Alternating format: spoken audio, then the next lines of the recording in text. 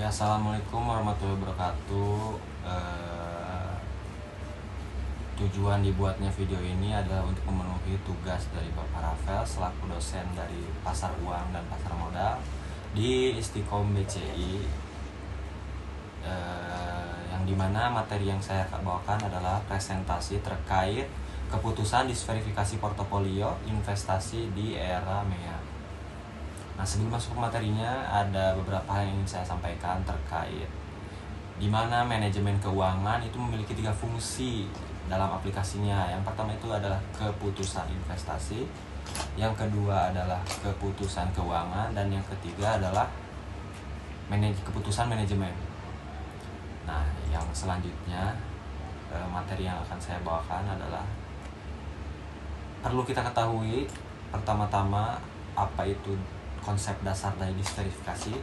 Di antaranya adalah, dasar kajian yang akan saya sampaikan di sini adalah pokok kajian yang akan disampaikan di antaranya ialah keputusan dasar disverifikasi portofolio, lalu analisis portofolio investasi, yang selanjutnya adalah keputusan disverifikasi portofolio investasi di era MEA. Nah, mari kita langsung masuk ke pembahasannya. Nah, yang pertama-tama itu adalah konsep dasar disverifikasi investasi. Nah, investasi adalah penempatan berbagai aset dengan tujuan memperoleh pengembalian keuntungan di masa yang akan datang. Nah, yang dimana keuntungan dan resiko ini sebenarnya harus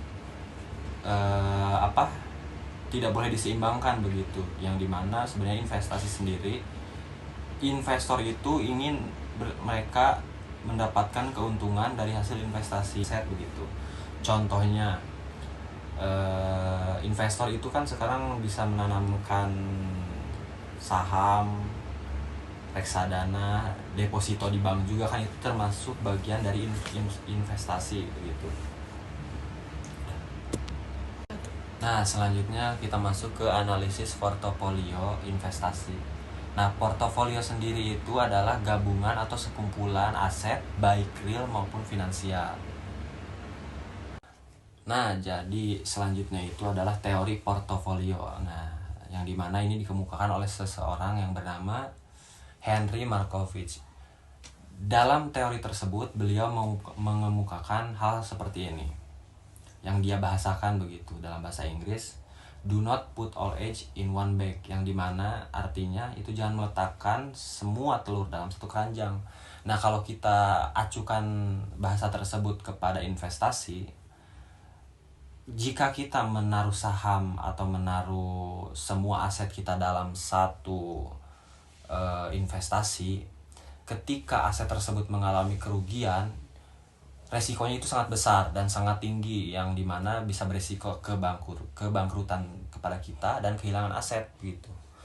Nah, yang sebenarnya ketika kita investasi itu sebetulnya lebih baiknya dianjurkan itu di berbagai platform gitu. Jadi bukan cuma hanya di satu platform, yang ketika kita menaruh semua aset tersebut di satu platform saja, itu kerugiannya akan sangat besar. Beda halnya ketika kita menaruh aset kita itu di berbagai lini atau di berbagai platform, yang dimana kemungkinan resikonya itu sangat kecil begitu, yang dimana resikonya sebetulnya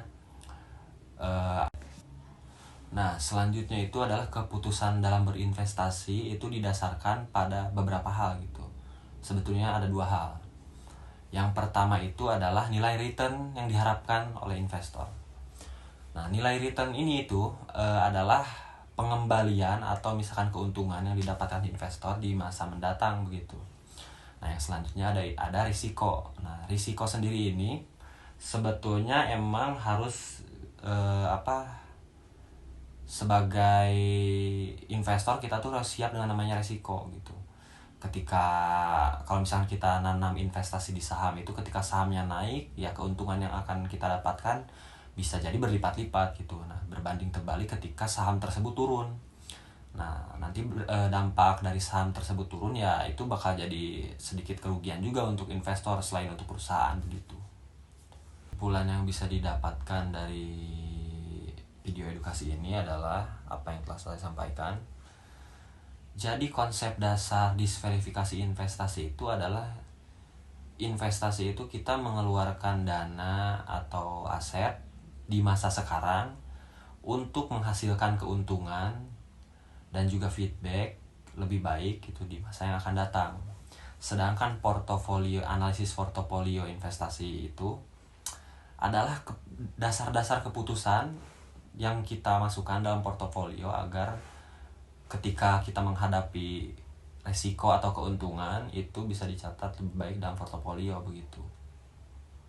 Nah, jadi sekian video yang telah saya buat. Mohon maaf jika banyak kesalahan kosakata atau penyampaian yang kurang jelas. Sesungguhnya saya juga hanya manusia biasa gitu, dan memang video ini dibuat untuk memenuhi tugas yang telah diberikan oleh Bapak dosen. Dan cukup sekian atas video yang telah saya sampaikan. Mohon maaf jika banyak kekurangan dan harus saya belajar lagi. Terima kasih. Assalamualaikum warahmatullahi wabarakatuh.